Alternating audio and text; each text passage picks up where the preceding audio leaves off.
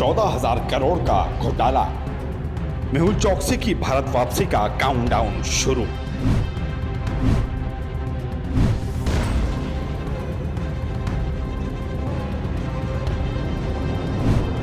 भारत की जेलें, लेकिन ओवर क्राउडिंग और ह्यूमन राइट्स का गेम।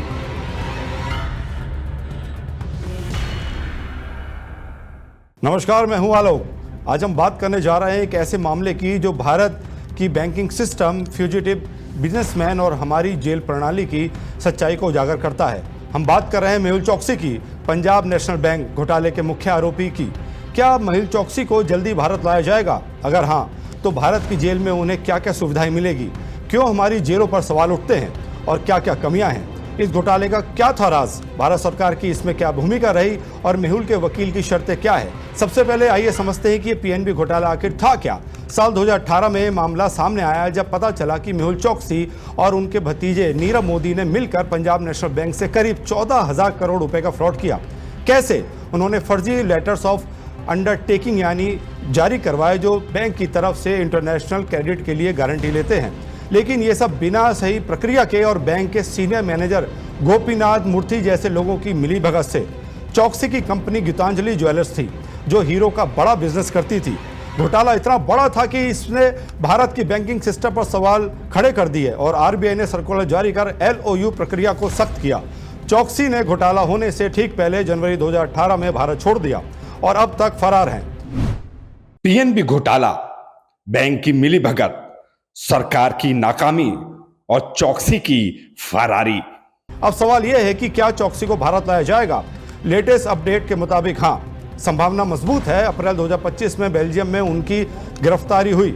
सितंबर 2025 के दूसरे हफ्ते में बेल्जियम में एक्स्ट्राडिशन हायरिंग होनी है। भारत सरकार ने बेल्जियम को आश्वासन दिया है कि अगर चौकसी एक्स्ट्राडाइटिंग होकर आते हैं तो उन्हें मानवीय व्यवहार मिलेगा।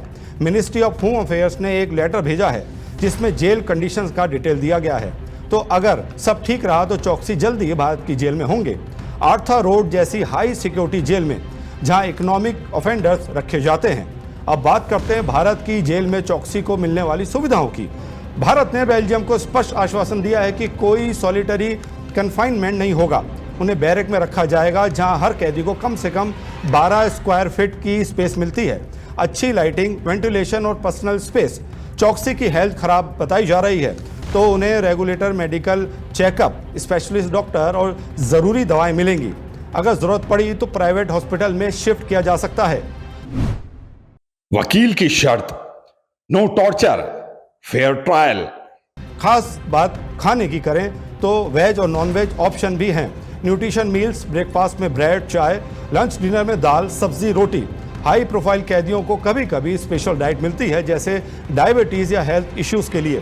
फैमिली विजिट हफ्ते में 2 या 3 बार मिलने की सुविधा होगी। वीडियो कॉन्फ्रेंस में भी पॉसिबिलिटी है। लीगल एक्सेस में वकीलों से मिलना, कोर्ट के लिए ट्रांसपोर्ट, जेलों में योगा, लाइब्रेरी, एजुकेशन प्रोग्राम्स, यहाँ तक कि वोकेशनल ट्रेनिंग जैसे ज्वेलरी मेकिंग जो चौकसी के बैकग्राउंड जैसे जो भी होगी उससे मैच करेगी। लेकिन ये सब हाई प्रोफाइल के लिए है। जनरल कैदियों को बेसिक ही मिलता है। लेकिन दोस्तों, यहीं पर सवाल उठते हैं, क्यों भारत की जेलों पर इतने सवाल उठते हैं? क्यों इंटरनेशनल लेवल पर हमारी प्रिजन सिस्टम की आलोचना होती है? फैक्ट्स देखते हैं। भारत में 1319 जेलें हैं, लेकिन ओवर क्राउडिंग भयानक है। 8 में से 10 कैदी अंडर ट्रायल हैं, यानी ट्रायल का इंतजार कर रहे हैं। इंडियन जस्टिस रिपोर्ट 2025 के मुताबिक जेलों में स्टाफिंग शॉर्टेज 30 से 40% है। ट्रेनिंग की कमी, डाइवर्सिटी नहीं, ज़्यादातर पुरुष स्टाफ, महिला और ट्रांसजेंडर्स के लिए प्रॉब्लम है।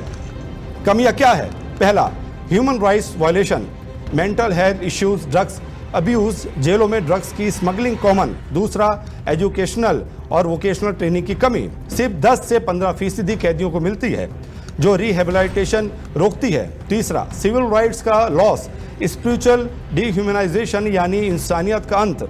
चौथा, प्राइवेट प्रिजन्स की कमी, ज़्यादातर गवर्नमेंट रन जो मेंटेनेंस में कमज़ोर हैं। 2025 में भी मास इनकार्सरेशन की समस्या बनी रही, जहां ड्रग यूज़ को क्रिमिनलाइजेशन करने से जेलें भर गई। तिहाड़ जेल जैसी जेलें आश्रम कहलाती हैं, लेकिन रियलिटी में वायलेंस, करप्शन और हेल्थ क्राइसिस हैं। इंटरनेशनल बॉडी जैसे यूएन ने भी भारत की जेलों पर रिपोर्ट जारी की है। सीबीआई ईडी की सख्ती, चौकसी का एक्स्ट्राडिशन अब दूर नहीं। अब भारत सरकार की भूमिका, घोटाले में डायरेक्ट रोल नहीं, ये प्राइवेट बिजनेसमैन और बैंक स्टाफ की मिलीभगत थी, लेकिन पोस्ट स्कैम सरकार ने एक्टिव रोल निभाया। सीबीआई और ईडी ने चार्जशीट फाइल की, एसेट्स अटैच किए, चौकसी के प्रॉपर्टीज जब्त की, एक्स्ट्राडिशन के लिए रेड कॉर्नर नोटिस जारी किया, बिना उनके भी प्रोसीडिंग शुरू की। अब 2025 में एमएचए ने बेल्जियम को आश्वासन देकर एक्स्ट्राडिशन को फास्ट ट्रैक किया। सरकार की भूमिका पॉजिटिव रही जस्टिस डिलीवर करने में, लेकिन क्रिटिक्स कहते हैं कि बैंकिंग रेगुलेशन पहले सख्त क्यों नहीं थे। कुल मिलाकर सरकार ने फ्यूजिटिव्स को वापस लाने में सख्ती दिखाई है। मेहुल चौकसी के वकील विजय अग्रवाल की शर्तें क्या हैं? उन्होंने एक्स्ट्राडिशन का विरोध किया, दावा किया कि केस पॉलिटिकल मोटिवेटेड है और चौकसी की हेल्थ फ्रेजाइल है, हार्ट प्रॉब्लम्स, डायबिटीज। शर्तें हैं कोई टॉर्चर नहीं, लेकिन मेडिकल ट्रीटमेंट की गारंटी, फेयर ट्रायल और पॉलिटिकल परसिक्यूशन ना हो। भारत ने इन पर आश्वासन देकर जवाब दिया है। वकील ने हेल्थ पर जोर दिया, लेकिन भारत ने डिटेल्ड मेडिकल प्लान शेयर किया। इस खबर में इतना ही। अपना ख्याल रखिए और देखते रहिए डेली 24 भारत। नमस्कार।